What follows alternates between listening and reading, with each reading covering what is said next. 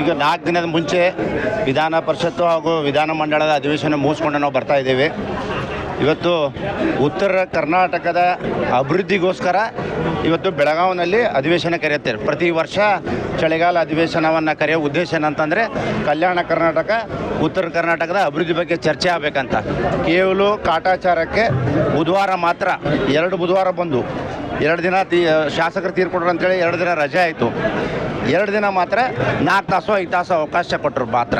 ಸೂರ್ಯಘರ್ ಮುಫ್ತ್ ಬಿಜ್ಲಿ ಯೋಜನೆಯಡಿಯಲ್ಲಿ ಸಾಂಪ್ರದಾಯಿಕ ವಿದ್ಯುತ್ ಮೇಲೆ ಅವಲಂಬನೆಯನ್ನು ಕಡಿಮೆ ಮಾಡಲು ಮನೆಗಳ ಮೇಲ್ಛಾವಣಿಯಲ್ಲಿ ಸೌರ ವ್ಯವಸ್ಥೆಯನ್ನು ಸ್ಥಾಪಿಸಲು ಅವಕಾಶ ನೀಡಲಾಗಿದ್ದು, ಸೌರ ಫಲಕವನ್ನು ಸ್ಥಾಪಿಸಲು ಮನೆ ಮಾಲೀಕರಿಗೆ ಬ್ಯಾಂಕ್ಗಳಿಂದ ಸಾಲ ಸೌಲಭ್ಯದ ಜೊತೆಗೆ ಸಹಾಯಧನವನ್ನು ನೀಡಲಾಗುತ್ತದೆ. ಸೌರ ಫಲಕಗಳನ್ನು ಸ್ಥಾಪಿಸಲು 30,000ದಿಂದ 78,000ದವರೆಗೆ ಸಹಾಯಧನ ನೀಡಲಾಗುತ್ತದೆ. ಹಿಂದೆ ಸೂರ್ಯಘರ್ ಮುಫ್ತ್ ಬಿಜ್ಲಿ ಯೋಜನೆಯಡಿ ನೋಂದಾಯಿಸಿಕೊಳ್ಳಿ.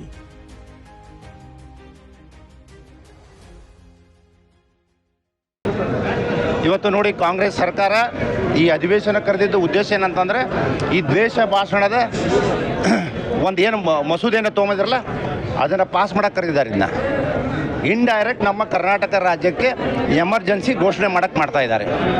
ಇವತ್ತು ನೋಡಿ, ಕಾಂಗ್ರೆಸ್ ನಾಯಕರು ನಿರ್ಮಲಾ ಸೀತಾರಾಮನ್ಗೆ ಏಕವಚನದಲ್ಲಿ ಮಾತಾಡ್ತಾರೆ. ಹಿಂದುಳಿದ ವರ್ಗದಿಂದ ಬಂದಂಥ ದ್ರೌಪದಿ ಮುರ್ಮು ರಾಷ್ಟ್ರಪತಿಗಳು, ನಮ್ಮ ದೇಶದ ರಾಷ್ಟ್ರಪತಿಗಳು, ಅವರನ್ನು ಏಕವಚನದಲ್ಲಿ ಮಾತಾಡ್ತಾರೆ. ಇವರನ್ನು ಮೊದಲು ಒಳಗೆ ಹಾಕಬೇಕಾಗಿದೆ. ಇದನ್ನೇನು ಮಸೂದೆ ತಂದಿದ್ದಾರಲ್ಲ ಕಾಂಗ್ರೆಸ್ ಸರ್ಕಾರದ ನಾಯಕರು, ಈ ಮುಖ್ಯಮಂತ್ರಿಗಳನ್ನು ಇವ್ರು ಒಳಗೆ ಹಾಕಬೇಕಾಗಿದೆ. ಇಂಥ ನಮ್ಮ ನಾಯಕರುಗಳಿಗೆ ರಾಷ್ಟ್ರಪತಿಗೆ ಅಗೌರವ ಕೊಡೋದು. ರಾಹುಲ್ ಗಾಂಧಿ ಹೋಗ್ತಾರೆ ಪರದೇಶಕ್ಕೆ ಹೋಗಿ ನಮ್ಮ ದೇಶದ ಮಾನ ಮರ್ಯಾದೆ ಹಾಳು ಮಾಡ್ಕೊಂಡ್ಬರ್ತಾರೆ. 3 ತಿಂಗಳಿಗೊಮ್ಮೆ ಹೋಗ್ತಾರೆ, ಅಲ್ಲಿ ಹೋಗಿ ನಮ್ಮ ದೇಶದ ಮಾನ ಹರಾಜು ಮಾಡ್ತಾರೆ. ಹೀಗಾಗಿ ಇವತ್ತು ಕಾಂಗ್ರೆಸ್ ಪರಿಸ್ಥಿತಿ ಎಲ್ಲಿಗೆ ಬಂದಿದೆ ಅನ್ನೋ ನಿಮ್ಗೆಲ್ಲರಿಗೂ ಗೊತ್ತಿದೆ. ಇನ್ನೊಂದು 2-3 ರಾಜ್ಯಗಳು ಉಳಿದಾವು, ಅವು ಹೋಗ್ತಾವು. ಆದ್ದರಿಂದ ಇಂಥ ಒಂದು ದೇಶ ರಾಜಕೀಯನ ಕಾಂಗ್ರೆಸ್ ಸರ್ಕಾರ ಇಲ್ಲಿ ನಮ್ಮ ರಾಜ್ಯದಲ್ಲಿ ಮಾತಾಡಿದೆ. ತಾವು ಸರಿಯಾಗಿ ತಮ್ಮ ನಾಯಕರು ನೆಟ್ಟಾಗಿ ಮಾತಾಡೋಕ್ಕೆ ಕಲಿಬೇಕು. ದೊಡ್ಡ ದೊಡ್ಡ ವ್ಯಕ್ತಿಗಳಿಗೆ, ಗೌರವಾನ್ವಿತ ವ್ಯಕ್ತಿಗಳಿಗೆ ಸರಿಯಾಗಿ ಮಾತಾಡಲ್ಲ. ಇವತ್ತು ದ್ವೇಷ ಭಾಷಣ ಅಂಥೇಳಿ ಮಸೂದೆಯನ್ನು ತೊಗೊಂಬಂದಿದ್ದಾರೆ. ಆದ್ದರಿಂದ ಇವತ್ತು ಕಾಂಗ್ರೆಸ್ ಪಾರ್ಟಿ ಎಷ್ಟೊಂದು ಹೀನಾಯ ಸ್ಥಿತಿಗೆ ಬಂದಿದೆ ಅಂತಂದರೆ, ಯಾವುದೇ ಅಭಿವೃದ್ಧಿಗಳ ಬಗ್ಗೆ ಯಾವುದೂ ಚರ್ಚೆ ಆಗಲಿಲ್ಲ. ವಿಧಾನ ಪರಿಷತ್ನಲ್ಲಿ ಆಗಲಿ ವಿಧಾನಮಂಡಲದಾಗಲಿ ಯಾವುದೋ ಅಭಿವೃದ್ಧಿ ಚರ್ಚೆಗಳಿಲ್ಲ.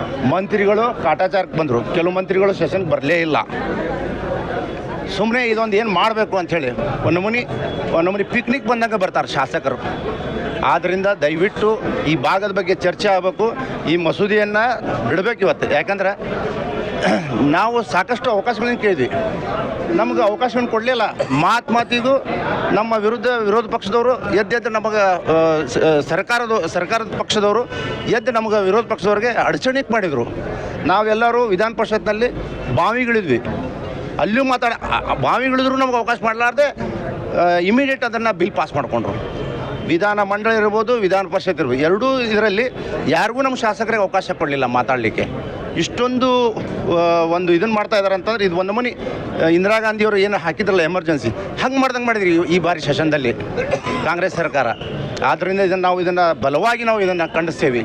ಇವತ್ತು ನೋಡಿ, ಬರೀ ಬೆಳಿಗ್ಗೆ ಎದ್ಕೊಂಡು ಮಾಧ್ಯಮ ಇದ್ದವ್ರು ನಿಮ್ಗೆ ಹೇಳ್ತೀನಿ, ಎದ್ಕೊಳ್ಳಿ ಯಾವ್ದಾರು ಒಂದು ಹೆಡ್ಲೈನ್ ಇರ್ತೈತಾ, ಬಡ ಬಗ್ಗರಿಗೆ, ದೀನ್ ದಲಿತರಿಗೆ ಒಂದು ಅಭಿವೃದ್ಧಿ ಕೆಲಸ ಸಂಬಂಧ ಏನಾರ ಹೆಡ್ಲೈನ್ ಇರುತ್ತೆ ಎಲ್ಲ ಪತ್ರಿಕೆಯಲ್ಲಿ.